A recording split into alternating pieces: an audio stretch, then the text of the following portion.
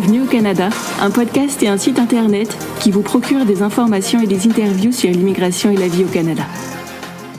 Salut à vous, aventuriers du Nouveau Monde! Emma Charlin au micro, auteure, coach en mobilité internationale et podcasteuse. C'est l'épisode 107 du podcast et je l'enregistre en février 2026. Aujourd'hui, on va parler d'un sujet délicat, le décès d'un proche quand on vit au Canada. Cela m'est arrivé il y a quelques mois et je souhaiterais vous faire part de mon retour d'expérience. Le but n'est pas de vous raconter ma vie, mais de vous partager les décisions épineuses auxquelles j'ai été confrontée. Le but, c'est de vous donner des pistes de réflexion pour affûter votre préparation. C'est un épisode qui sera plus intime que les autres, alors oui, il est possible que ma voix déraille et soit pleine d'émotions. D'avance, je vous prie de m'excuser. En octobre dernier, j'ai appris le décès soudain de mon papa. Je ne m'y attendais pas et ça m'a complètement bouleversée. Alors, je n'ai pas diffusé de podcast, j'ai annulé tous mes rendez-vous et je me suis concentrée à 300% sur ce que je devais faire, à savoir être présente pour ma famille. Très rapidement, j'ai dû prendre plusieurs décisions. La première était avec qui je pars en France. Est-ce que mon mari et mes enfants viennent avec moi ? Est-ce que mon mari tout seul vient avec moi ? Ou est-ce que je pars toute seule au final ? Pour des raisons logistiques, j'ai pris la décision de partir seule. Et sachez-le, c'est très dur de partir seul. C'est violent, émotionnellement parlant. La seconde question était la suivante. Quand est-ce que je pars ? Le jour même du décès ? Le lendemain ? Le surlendemain ? J'ai pris la décision de partir le lendemain afin de pouvoir préparer mon départ au mieux. Donc, voici comment ça s'est passé. Mon père est décédé un vendredi. J'ai pris un avion depuis Toronto le samedi. Je suis arrivée à Paris le dimanche et j'ai pris un train pour Nice le lundi. Une autre question n'a pas manqué d'arriver. Combien de temps je pars ? 1 semaine ? 2 semaines ? 3 semaines ? Davantage ? Personnellement, j'ai pris la décision de partir 3 semaines en France. 3 semaines où j'ai mis entre parenthèses toute ma vie professionnelle pour ne m'occuper que de ma vie personnelle. Ensuite, la grande question était la suivante. Quel rôle veux-je jouer auprès de ma mère ? Est-ce que je veux venir aux funérailles puis repartir ? Ou est-ce que je veux assister aux funérailles puis m'occuper d'un maximum de démarches administratives après ? Des démarches qu'il est beaucoup plus facile d'accomplir quand on est sur place en France plutôt qu'au Canada. Pour ma part, j'ai fait le second choix, être présente et soulager ma mère au maximum. Ces 4 questions, avec qui je pars ? Quand est-ce que je pars ? Pendant combien de temps je pars ? Et quel est le rôle que je souhaite jouer sur place ? Vous pouvez vous les poser dès maintenant, avant même qu'un événement malheureux n'arrive. Et je dirais même plus, cela vous soulagera grandement d'avoir un plan. Maintenant, que s'est-il passé pour moi à Nice ? Il y a eu 2 grandes phases, la préparation des funérailles, puis la gestion des tâches administratives.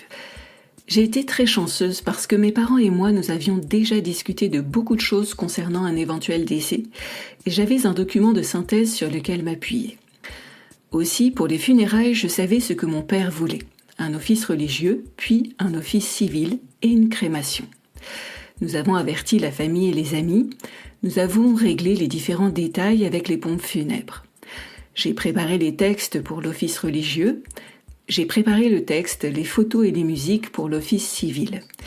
Puis, une semaine après son décès, les différentes cérémonies se sont déroulées. C'est très challengeant d'entreprendre toutes ces actions en quelques jours. Il y a beaucoup d'émotions et je n'ai jamais ressenti aussi fort l'absence de mon mari et de mes enfants. Très rapidement après les funérailles, j'ai décidé de m'atteler à d'autres tâches, plus matérielles mais tout aussi importantes. J'ai passé pratiquement 2 jours à comprendre les règles du jeu. Je ne me suis pas dispersée, j'ai choisi 2 acteurs clés et j'ai lu tout ce qu'il y avait à savoir sur le sujet. En la matière, je suis allée sur le site des notaires de France et sur le site servicepublic.fr à la rubrique « Un proche est décédé ». Je me suis fait un mode d'emploi avec les différentes tâches à accomplir et les délais. Puis, j'ai déroulé mon plan d'action. Avec méthode, avec ténacité, en rédigeant des comptes rendus pour garder un maximum de traçabilité. J'ai travaillé d'arrache-pied, 7 à 10 heures par jour.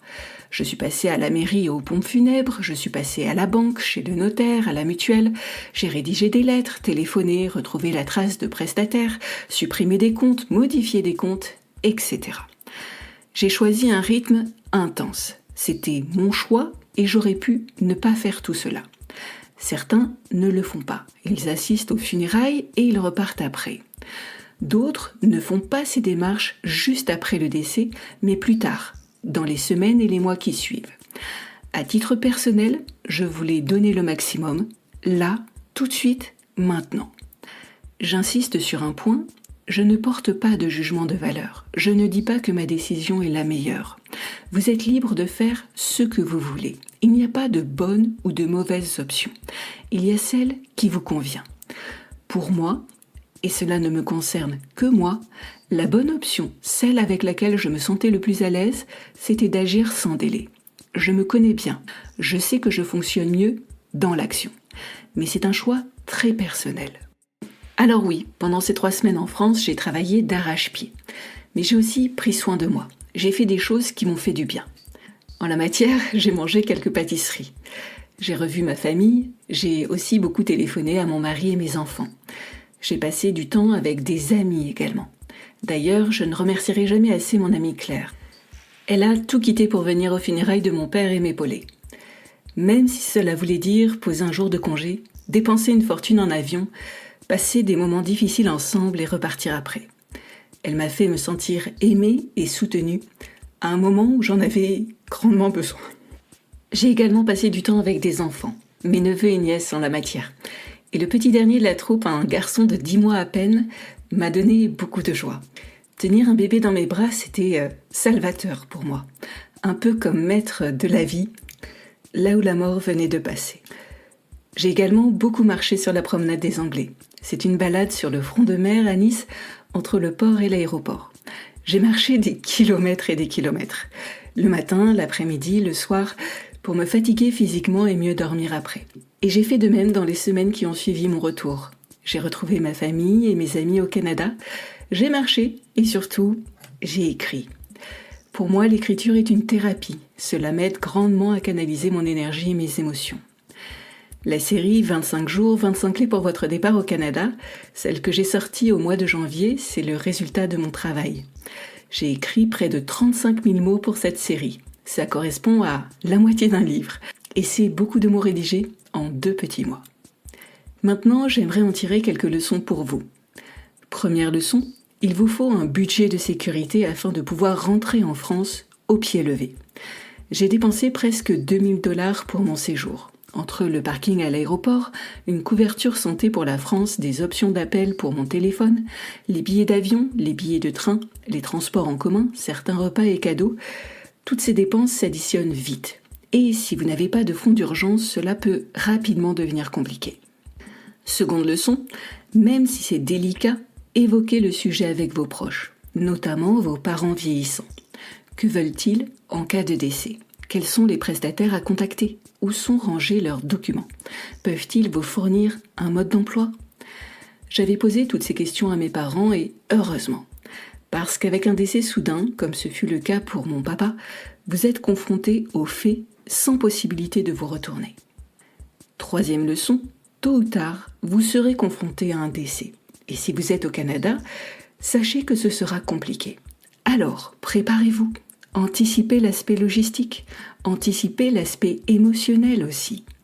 Un décès est une éventualité. Cette pensée ne doit pas vous empêcher de partir au Canada. Elle ne doit pas non plus être mise de côté, comme morte et enterrée. Familiarisez-vous avec cette pensée pour mieux la dompter. Cela vous permettra de gagner en sérénité. En mars, mon père aurait fêté son anniversaire. Cet épisode lui rend hommage. Et voilà, cet épisode de Bienvenue au Canada est déjà fini. Je vous remercie de l'avoir suivi jusqu'au bout. Abonnez-vous à mon infolettre en vous rendant sur mon site bienvenueaucanada.ca. 2 fois par mois, je vous donnerai des infos et des cadeaux. En prime, vous recevrez un livret comprenant 67 astuces à connaître sur le Canada.